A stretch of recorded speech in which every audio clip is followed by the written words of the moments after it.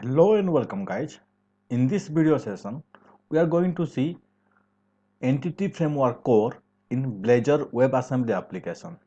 This video is a part of Blazor WebAssembly series started from the fundamentals.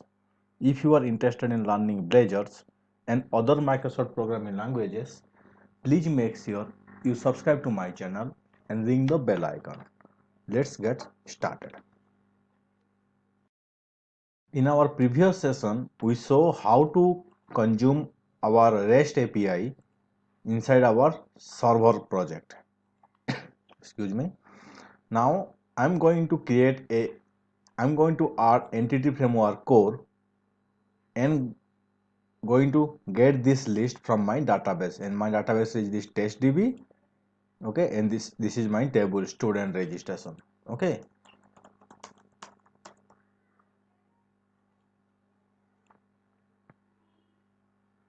this is my tables. So for that we are going to use two NuGet packages.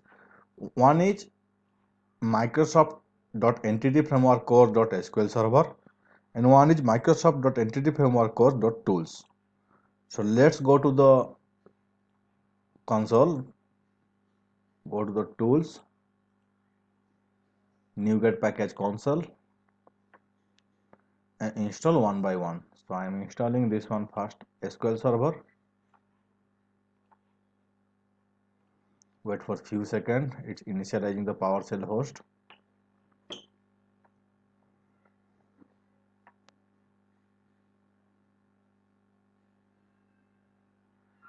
Okay, let's install Microsoft SQL Server. After that we are going to install tools. Wait for few seconds, restoring everything.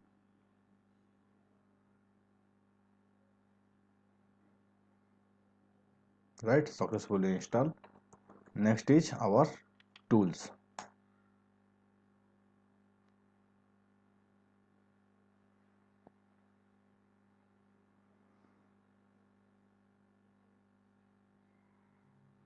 Okay, tools also installed successfully.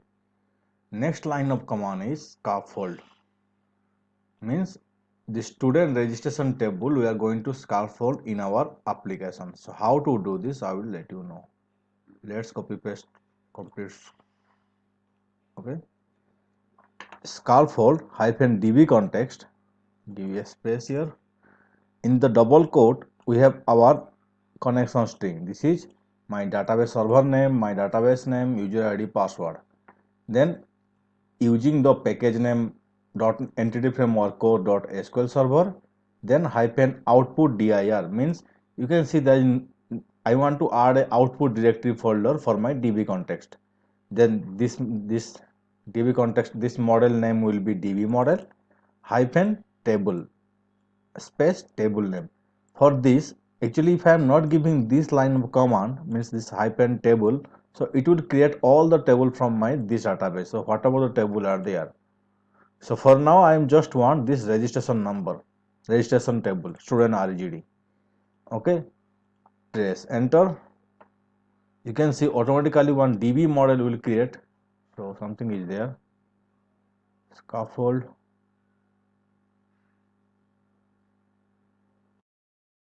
Okay, I rebuild the application before scaffolding. Let's see. Okay. Guide, don't give space here. It should be complete same. No space required. Build succeed. Wait for some time. We will get one DB model folder inside our server application. So yes, we got our DB model. So we have this student registration class. I'm going to create this class inside my our shared application. So right click on the shared and add class. So add class here. Okay, this will be my student RGD.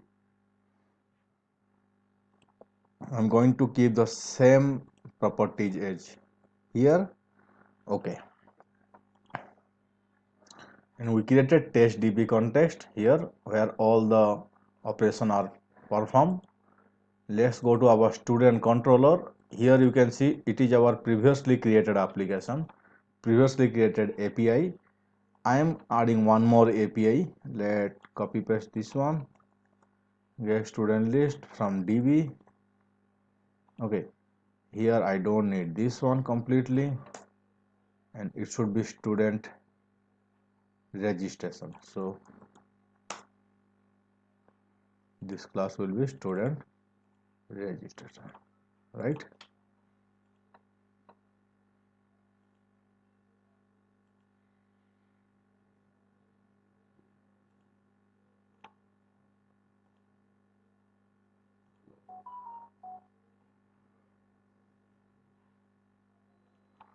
Okay, I need to make it public so that it can be accessible by outside.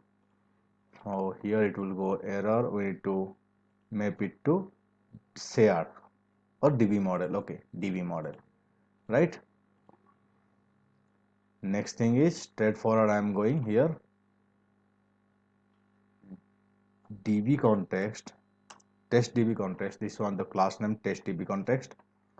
Okay, context equal to new test DB context. Okay, so return context dot student registration dot to list. Done. So here change the API routing URL. Okay, let's go to display student and change this accordingly. So it should be student registration. Okay, so this would be full name and email ID. So here it is hitting the existing API which is statically getting the data. Now I am changing to this one.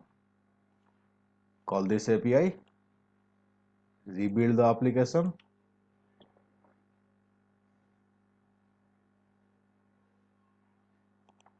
So you can see what are the data are there here. Up to 6 record we have. Okay, rebuild succeed, run the application.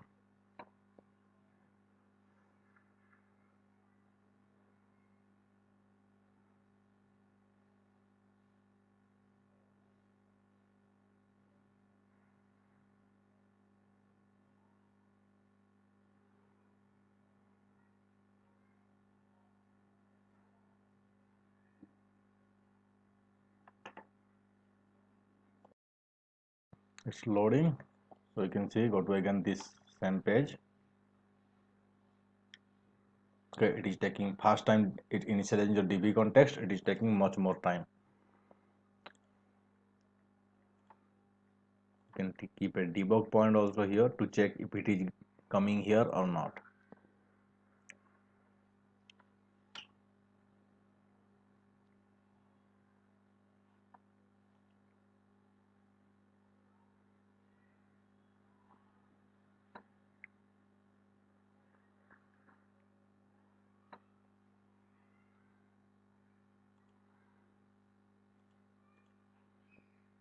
See, it's taking too much time. It even not even this hitting this API. Why? Okay, it's come. Okay, it's coming to this API. Continue, and we will see. So you can see last record is this one. So in this way we can use entity framework core. So here I have added the EDM, sorry, DB context using my own folder, and with the DBML I created one API.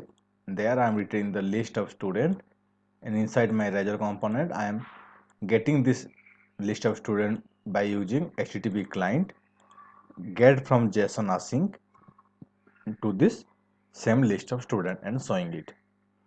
In this way we can use entity framework core inside Blazor WebAssembly application.